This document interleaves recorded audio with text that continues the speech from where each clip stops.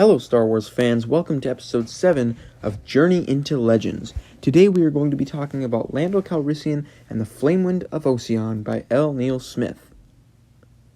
Lando Calrissian and the Flamewind of Oseon was released in 1983 and is the second installment in the Lando Calrissian Adventures trilogy. As some of you may know, I really enjoyed The Mind Harp of Sharu, so I'm really excited to jump into this next book. Without further ado, let's read and review. Alright, I have just finished reading this book, so it's time for my thoughts. I was a bit let down by this book. I was expecting to really enjoy it, but I do have a few big problems with it, things that I'll talk about in a bit. It's time to talk spoilers, so if you haven't read the book yet, skip to the timestamp on screen. I'm going to start with the positives. First off, Roker Gepta. He was a much better villain this time around. He was more involved with the story.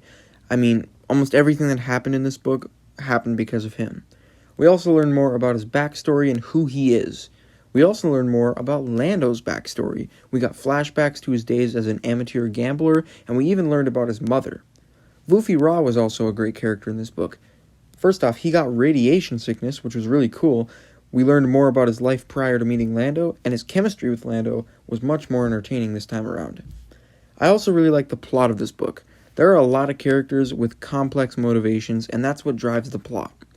Roker Gepta wants to get revenge on Lando for the events of last book, and we even have a new character, Klin Shanga, who has his own personal vendetta against Vufi Ra, which connects back to Vufi Ra's backstory. And this book is just full of twists and turns. Nobody's allegiance is clear, everybody's betraying each other. It's a really fun revenge plot.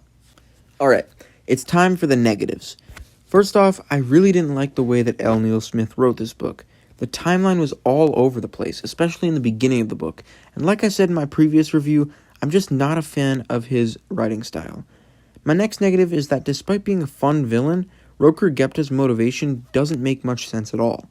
He wants revenge on Lando for ruining his schemes in the last book, but if you've read the last book, you'll know that it was more so Dutz Mur's fault.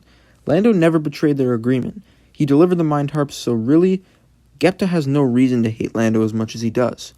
And it's a shame because this entire book hinges on Roker Gepta's vengeance toward Lando. My final negative is about a running joke throughout this trilogy. Vufi Ra keeps calling Lando Master, and Lando keeps yelling at him, "Don't call me Master." It was kind of funny in the last book, but they say it at least 50 times in both of these books, and it gets so old. I know that's more of a nitpick than a genuine negative, but it really started to annoy me in this book. Alright. So I've been kind of harsh on this book. I should clarify that I still enjoyed it. Personally, I thought it was marginally weaker than Smith's first book, but it was still a decent read. I decided to give this book a 75%, putting it 3% lower than The Mind Harp of Sharu.